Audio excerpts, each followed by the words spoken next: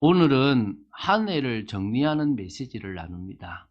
어, 여러분들이 혹시 유튜브에 들어가 보셨는지 모르겠지만 재생 목록에 이 송구영신 예배부터 시작해서 절기나 특별 메시지가 한 재생 목록에 만들어져 있어요. 그중에 이제 오늘 이게 이제 마지막으로 들어갈, 그래서 특별하게 우리 송구영신부터 시작해서 부활주일이나 이렇게 특별한 메시지가 다 이렇게 정리되어 있어요. 제가 이렇게 쭉 보면서 참 감사하게 1년 동안 우리 특별한 메시지들이 이렇게 주어졌구나라는 것들을 좀 볼 수 있습니다. 그중에 저는 이제 제가 계속 하고 싶은 게 말씀으로 성도들을 확립하는 게 가장 제가 할 일입니다. 오늘 아까 제가 그런 얘기 했는데, 우리는 삼가 어 저기 뭡니까? 고인의 명복을 빕니다, 이런 말을 안 써요. 왜냐하면 사실은 돌아가신 분이 저 좋은 곳으로 복을 받아 봤으면 좋겠지만 우리가 아무리 빌어도 그거는 안 되는 일입니다. 저는 이미 죽는 순간에 이미 결정이 되어져 버리는 거기 때문에 돌아가신 분을 위해서 아무리 기도해도 소용이 없습니다. 그것처럼 또 그런 말들 쓰잖아요. 내 전생에 뭔 죄를 지어서, 이런 표현들도 많이 쓰고, 내가 다시 한 번 더 태어난다면 다음 생은 난 이러고 싶어, 막 이런 이야기들 쓰잖아요. 근데 그 사실 우리는 아무 의미 없는 이야기고, 어찌 보면은 하나님이 만드신 창조 원리를 잘 모르는 부분들인 거죠. 저도 모르게 제 삶 속에, 제 생각 속에 되게 많이 그냥 샤머니즘적이기도 하고 유교적이기도 하고 불교적인 요소들이 되게 많이 있다는 걸 발견했어요. 그래서 그거를 말씀을 들으면서 하나하나씩 빼낸 거죠. 그리고 심지어 저는 우리 자녀들한테, 자기 동생들한테나 막 바보 같다나 뭔 소리 하면 하지 말라고 그래요. 제가 가능하면 사람들한테 이렇게 저주 같은 이 바보야 이런 말들을 잘 안 쓰려고 그래요. 그리고 저한테도 죽겠다 이런 말을 안 씁니다. 그래서 저는 어떻게 쓴다고요? 죽게 있다. 그러니까 죽겠다가 아니라 난 죽게 있다. 이렇게 표현 자체를 자꾸 바꿔 나가는 삶들을 살아왔거든요. 그렇게 인생을 한 20, 30년 넘게 살아오니까 제 인생이 많이 바뀌어져 있는 것들을 보게 됩니다. 그래서 제가 이 예배 시간을 통해서 여러분들에게 해드리고 싶은 가장 확실한 것은, 목사가 필요 없어도 될 만큼 하나님과 통하는 사람으로 만드는 게 제 목적이기 때문에 말씀으로 여러분을 확립하는 게 저한테는 가장 큽니다. 서론에 보면요, 성경 말씀의 기초를 확립하기 위해서는 우리가 어떻게 해야 되는가? 저는 사실은 개인적으로는 도올 김용옥 선생님 같은 분을 그렇게 썩 좋아하지는 않습니다. 그런데 한편으로는 되게 조금 불쌍하고 안타깝게 봐요. 그분은 저보다 훨씬 기독교에 대한 공부도, 신학적인 공부를 많이 하셨고 맹자에 대한 공부도 하셨고 꽤 많은 공부를 하셨어요. 그런데 그분은 성경도 모르시고 맹자도 모르시는 분 같아요, 제가 볼 때. 특히 맹자는 제가 잘 모르겠는데 확실한 거는 성경과 하나님에 대해서는 모르시는 분이다. 근데 되게 논리는 있어요. 그분의 이야기가 인간이라는 측면에서 인간이 이래야 된다라는 생각에서는 되게 기독교 것도 가지고 오고 어떨 땐 불교 것도 가지고 오고 유교 것도 가지고 와서 인간이라는 것을 정립하는 데서는 맞을지 모르겠지만 저는 되게 안타까울 때가 많아요. 근데 그 첫 번째가 뭐냐면 성령의 역사가 없는 것 같아요, 그분에게.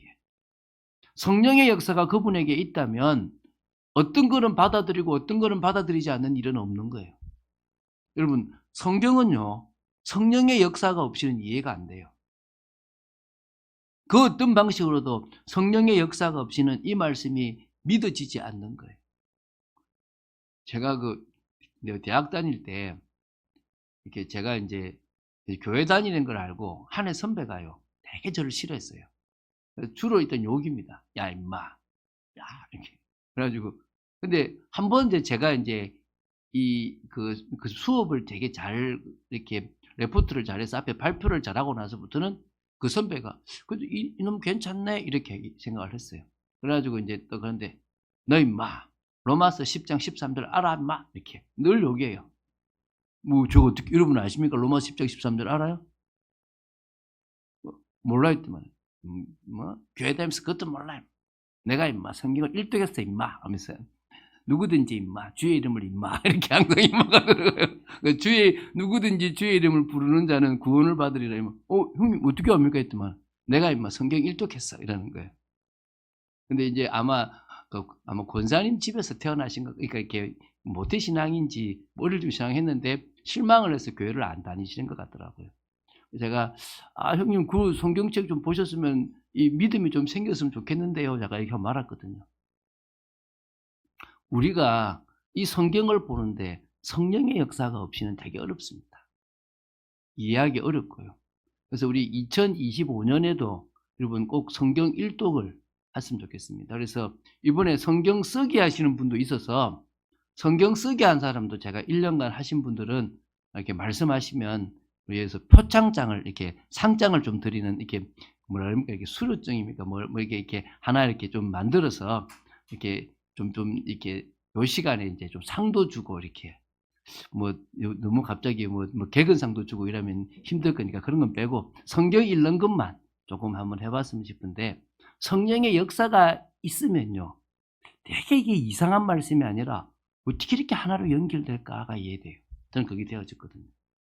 그리고 이제 두 번째, 그러고 나니까 뭐가 되냐면 말씀을 보는 관점이 좀 이해가 돼요.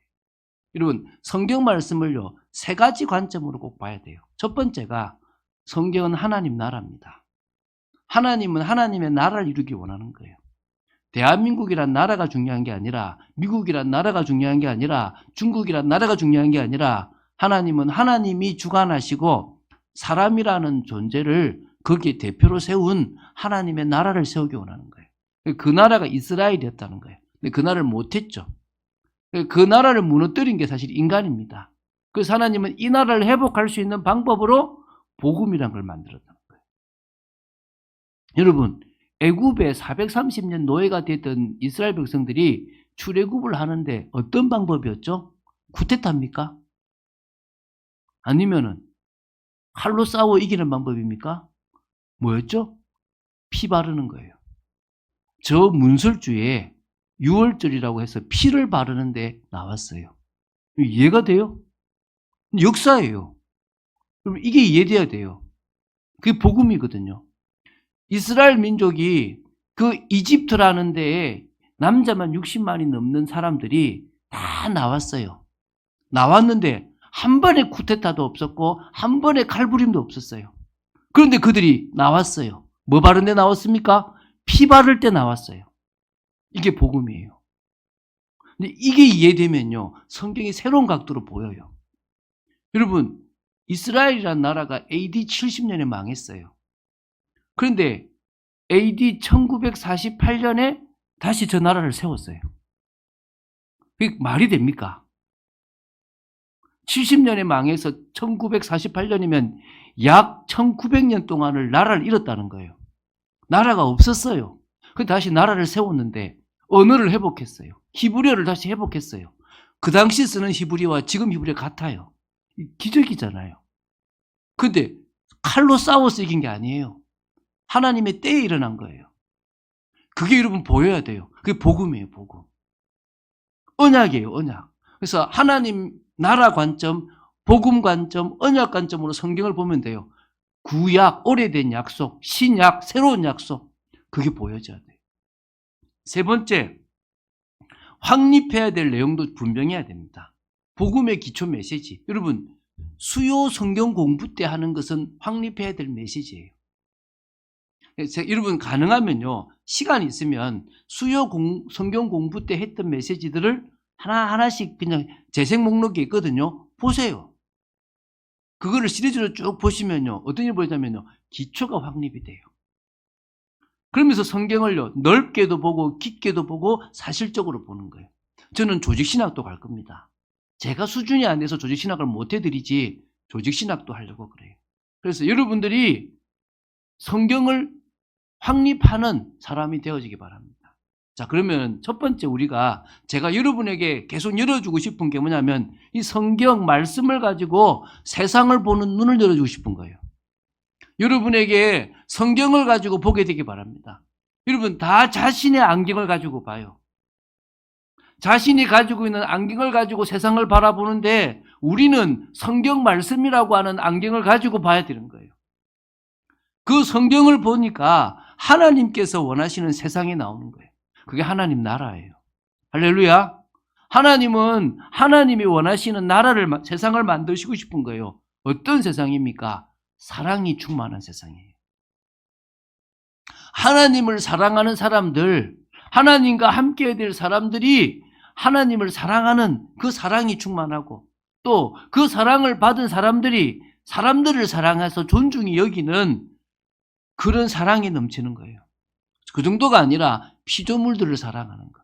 제가 전에 모셨던 목사님이요, 한 번씩 제가 이렇게 운전해가지고 이렇게 가다 보면요, 닭살 돋는 이야기를 해요.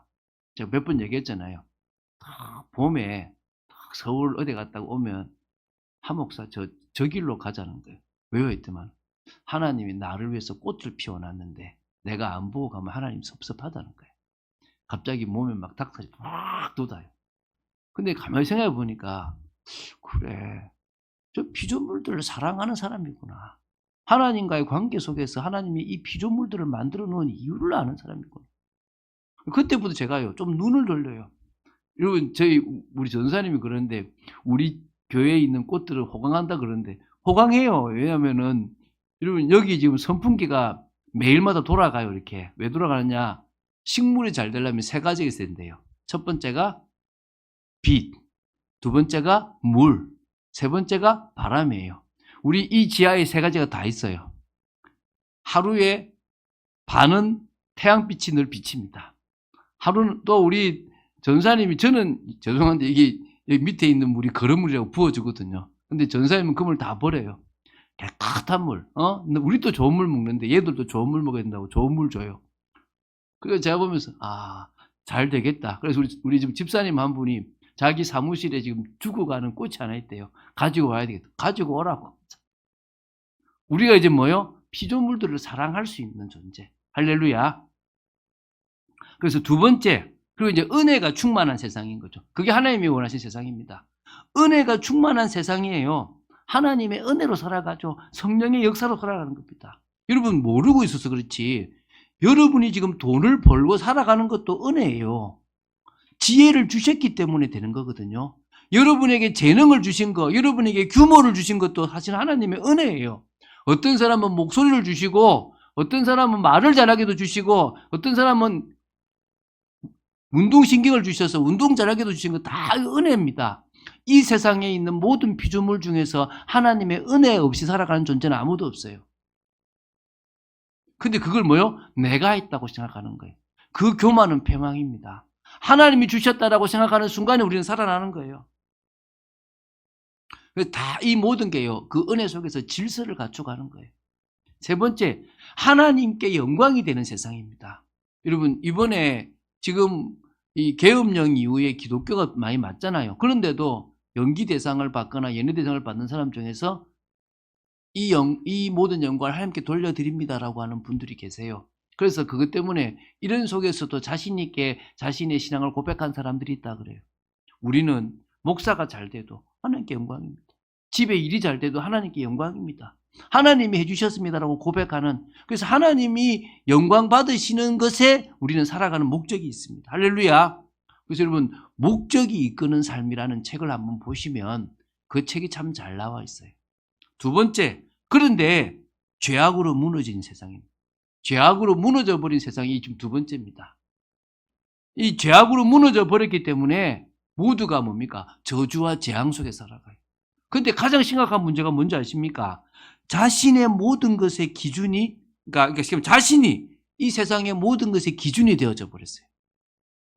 내가 맞으면 맞는 거고, 내가 좋으면 좋은 거예요. 다 모든 걸 누구 중심으로 바라봐요? 나 중심으로 바라봐요.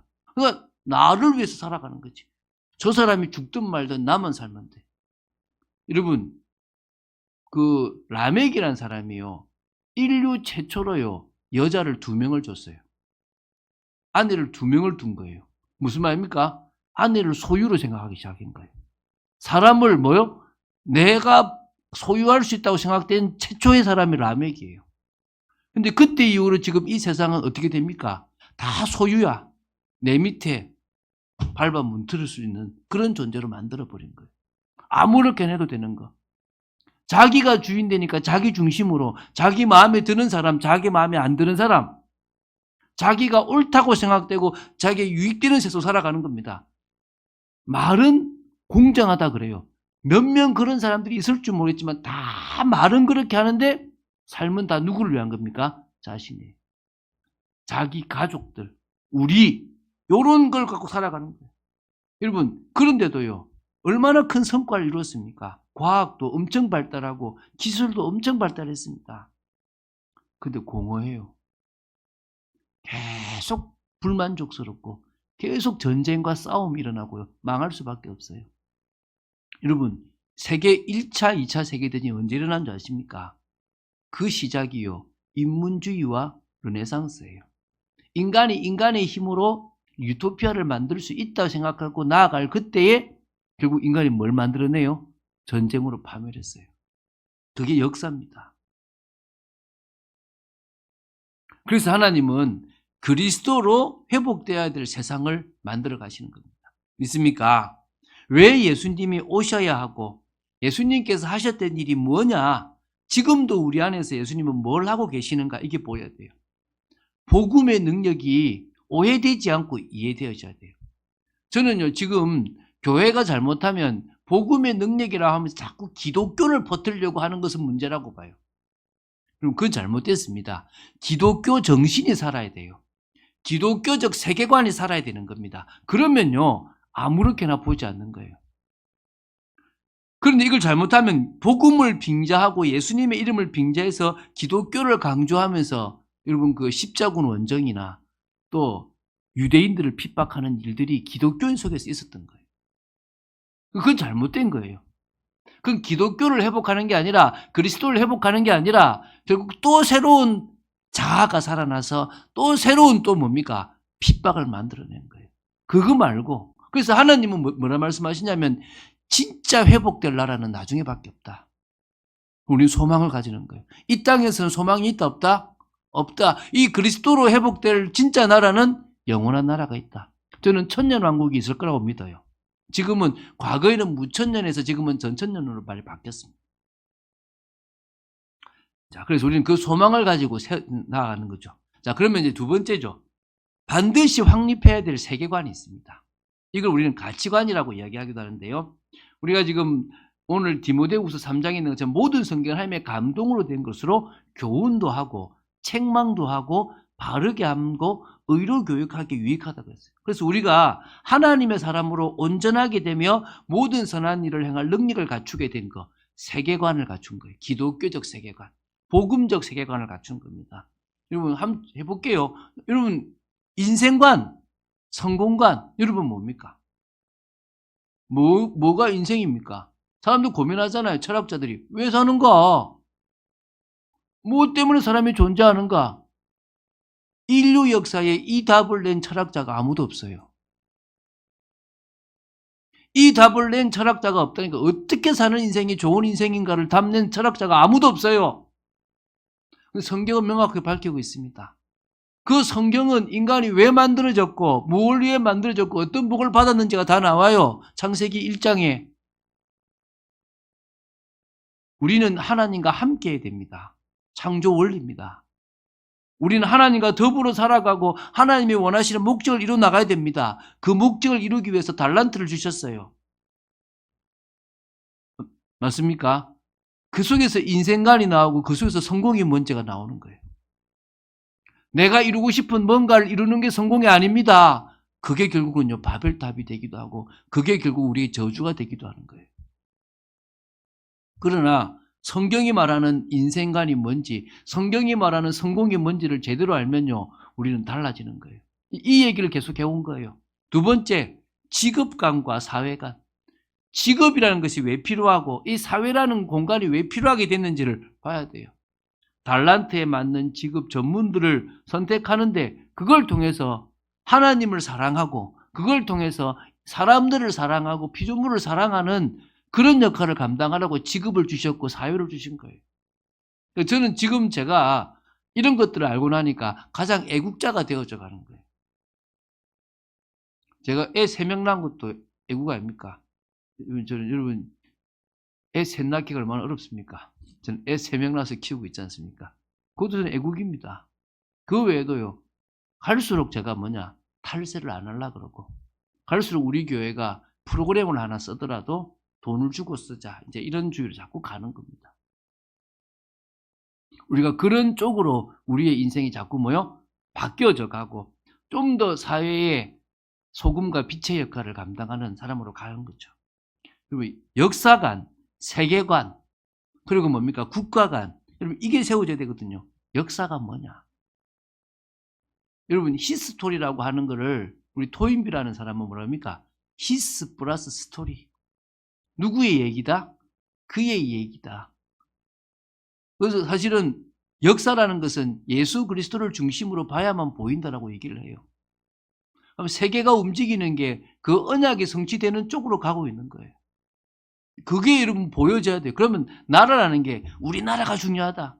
저는 솔직히 보수단체처럼 우리나라가 막 공산주의 막 이럴 때마다 여러분 전체 80억이 넘는 인구 중에서 우리나라는 1%도 안 돼요. 이제. 물론 영향력은 되게 크다라고 할 수 있는데요. K문화 이거 되게 크지만 어떻게 보면 이 나라 폭삭 사라진다 해도 그럴 일 없겠지만 그 사람이 다른 걸 써서 또 하실 수도 있습니다. 근데 우리는 내가 대한민국 사람이니까 대한민국 살아야 돼. 이런 어떤 생각을 가지고 있는. 근데 사실은 전 세계가 사실은 한 아담의 후손, 노아의 후손으로 쭉 하나가 된 거예요. 그럼 사람들이 뭐래요? 아니, 한 나라로 되어졌는데 어떻게 이렇게 피부색이 다른가? 그리고 그건 이미 다 증명됐어요. 우리 몸속에 이미 그런 요소들을 가지고 있어서 멘델의 유전 법칙에 의해서 그렇게 나와질 수 있다라고 지금 다 증명이 됐잖아요. 우리는 다 노아의 후손입니다. 그 말 우리는 누구의 후손입니까? 아담의 후손입니다. 우리는 다 사실은 한 형제입니다. 언어가 다를 뿐인데 그 언어도 하나님이 흩으셨기 때문에 각자 다른 방식으로 말을 하고 듣지만 이건 역시도 하나님 다시 모으실 겁니다. 이 국가관이 바뀌지 않는다면 우리는 전쟁하고 싸우는 거죠. 또 뭡니까? 가정관과 결혼관. 네 번째입니다. 이것도 중요하죠. 우리가 어떤 가정을 만들어야 될 것인가? 우리가 결혼을 어떻게 하는가? 내 행복하려고 결혼하면 망합니다. 저는 사실은 저희 아내한테 남자의 행복은 여자의 무릎팍에서 죽는 거라더라. 그래서 당신은 내보다 늘 오래 살 거야. 제가 그 얘기 하거든요. 사실은 그러면서 저는 뭔 얘기냐면 사실 그렇게 오래 살고 싶은 미련이 없어요. 사실 제가 이렇게 70구원이라는 단어를 제 남자가 가졌는데 70세까지 구원 사역 열심히 하고 주님께로 가자. 이제 이게 그러니까 이제 우리 딸이나 이제 우리 아내가 하는 말이 당신 공헌하면 나는 어떻게 이제 이런 얘기를 많이 하거든요. 사실은 제 마음 속에서 이렇게 인생에서 그거 하냐 하지만은 제가 딱 복음을 깨닫고 나니까 저를 저되게 만들어주는 부분에 저희 아내라는 존재가 되게 많이 필요한 거예요. 여러분 아실지 모르지만 저하고 저희 아내하고는요 참 안 맞습니다. 말을 해도 안 맞고 뭘 해도 참 안 맞아요. 근데 되게 사랑스러워요. 그리고 저희 아내가 하는 스타일이 저한테 되게 도움이 많이 돼요. 제가 많이 갱신을 했어요. 여러분 지금 제가 이렇게 되게 푸근한 목사로 조금 바뀐 게 저희 아내 때문입니다. 저는 과거 아주 민감한 목사, 아직도 민감하지만 되게 많이 바뀌는데 저희 아내가 역할을 했거든요. 가정이 어떤 건지, 결혼이 어떤 건지, 부부가 어떤 건지를 하나님께서 알게 하셨어요. 자, 그리고 뭡니까? 경제관, 물질관, 헌금관. 여러분, 물질이란 거는 절대 우상이 되면 안 돼요. 이게 전부가 되면 안 돼요. 도구입니다, 도구. 그래서 여러분, 결코 돈을 받들지 마세요. 돈을 항상 무시하세요. 돈을 항상 발밑에 딱 밟아야 돼요.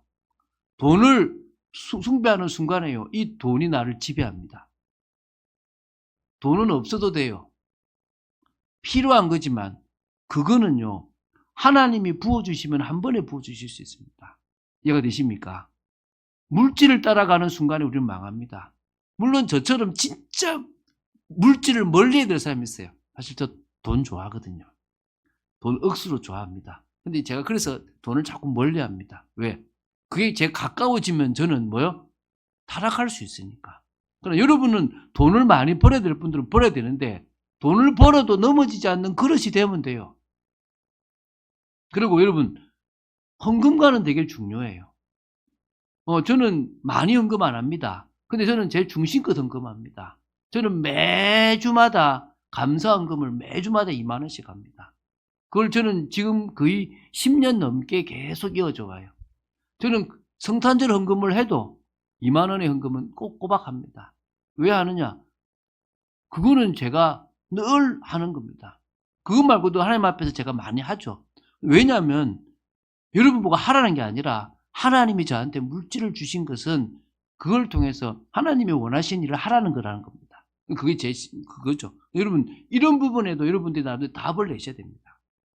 그리고 이제 교육관, 자녀관, 우리가 사람들을 교육시키고 우리 집 그 자녀를 교육시키고 넘겨주세요. 그리고 뭡니까? 자녀를 키워나가는 이런 부분, 다음 세대를 키워나가는 부분에서도 우리는 되게 의미 있게끔 우리 자녀들을 키워나가야 될 줄 믿습니다.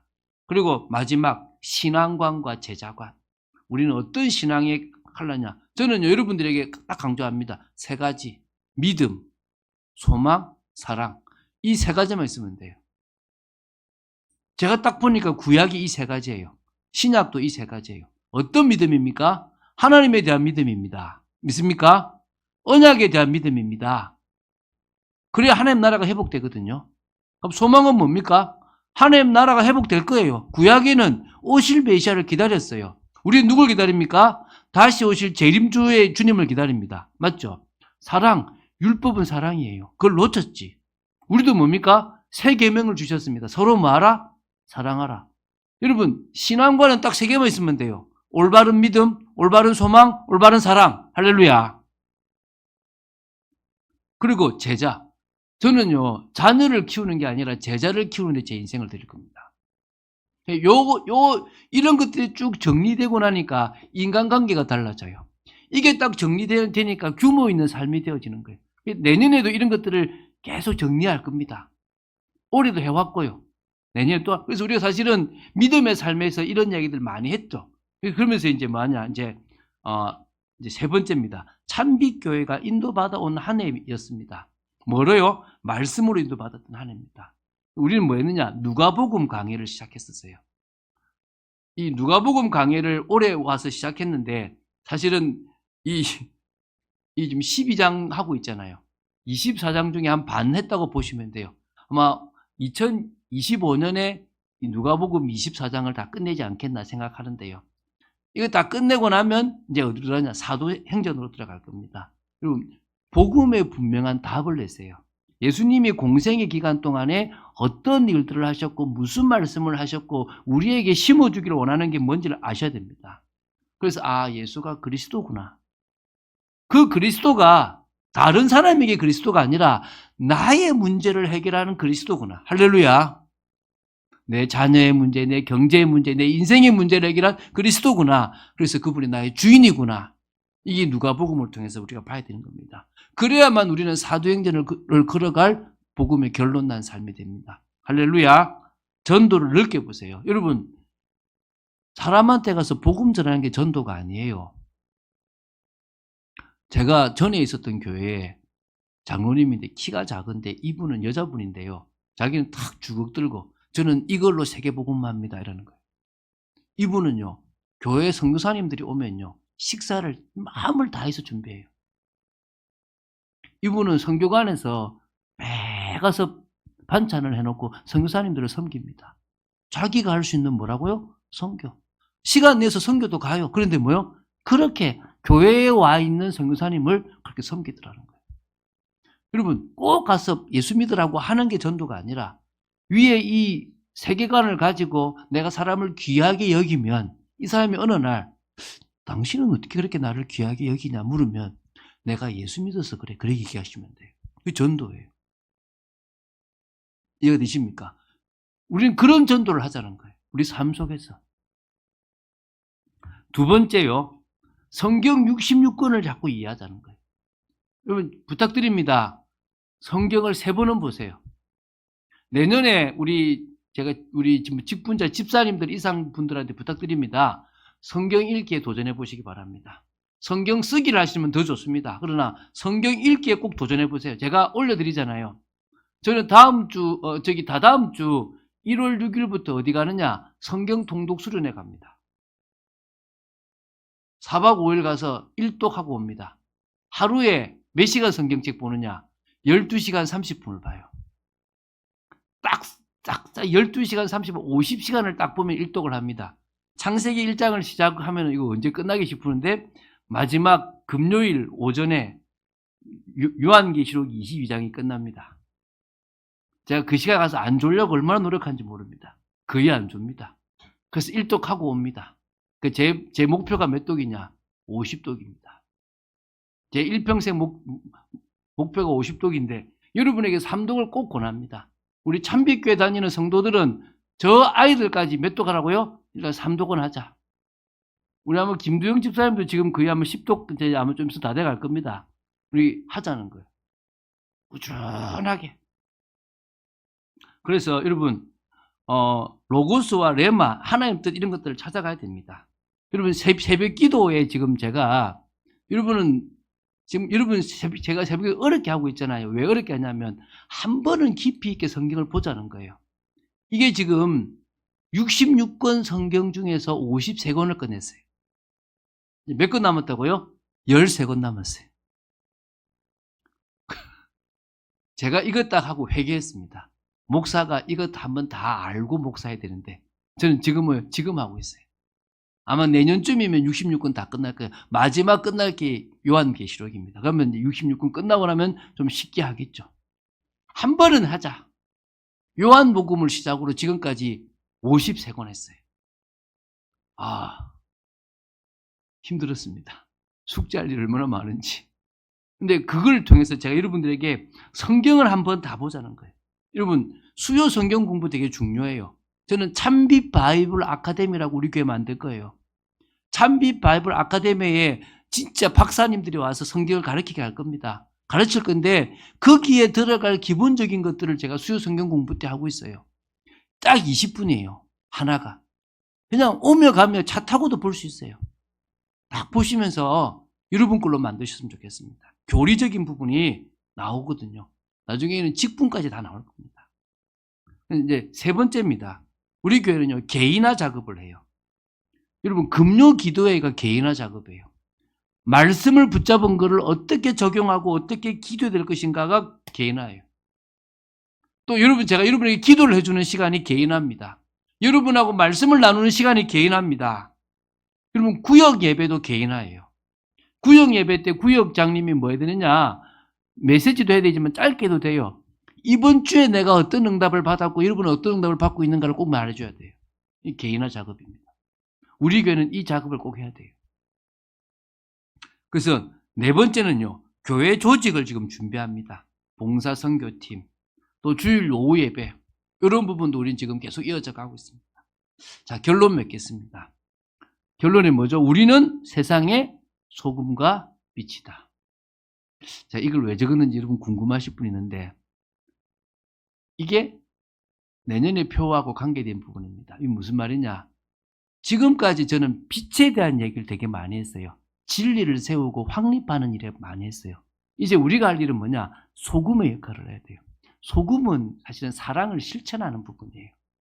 소금은 조금씩 헌신하는 겁니다. 그래서 우리가 내년에는 이제 우리가 처음으로 지금 직분자를 임명하고 같이 만들어가는 사랑을 실천하는 교회 공동체부터 이 사랑을 실천하는 부분을 지금 하고 있습니다. 청년들도 이 일에 동참해주고 우리 아이들도 동참해서 같이 이제 내가 있는 현장, 내가 있는 직장, 곳에서 뭡니까? 내가 소금으로서 빛을 받은 진리를 가지고 있는 사람으로서 소금을 맛을 내고 부패를 막는 일들을 감당해야 될 것입니다. 그래서 내년 표가 뭐냐? 너희는 세상의 소금이니. 지금 표가 와 있어요. 이 주일에 여기다 수요일에 화요일 밤에 붙일 겁니다. 여기 붙여서 여기 이제 바뀔 겁니다. 바뀔 거 지금 만들어 놨거든요. 그래서 꼭 송구영신부터 시작해서 여러분들이 한 해를 쭉 보세요. 송구영신 2023년 12월 31일 밤 10시부터 시작했던 메시지가 오늘로 딱 끝이 나는 겁니다. 참 감사하지 않습니까? 그 축복을 같이 누렸으면 좋겠습니다. 하나님 아버지 감사합니다. 오늘도 주 예수 그리스도를 사실적으로 고백하는 저희들 되기 원하고 하나님의 은혜 가운데 있기를 간절히 소원합니다. 성령의 충만함 속에 또 저희들을 지켜주시고 붙잡아 주시고 이제는 저희들이 말씀의 기초, 성경의 기초를 단단히 세워나가는, 든든히 세워나가는 저희들 되도록 지켜주시옵소서. 주 예수 그리스도 이름으로 기도드립니다. 아멘.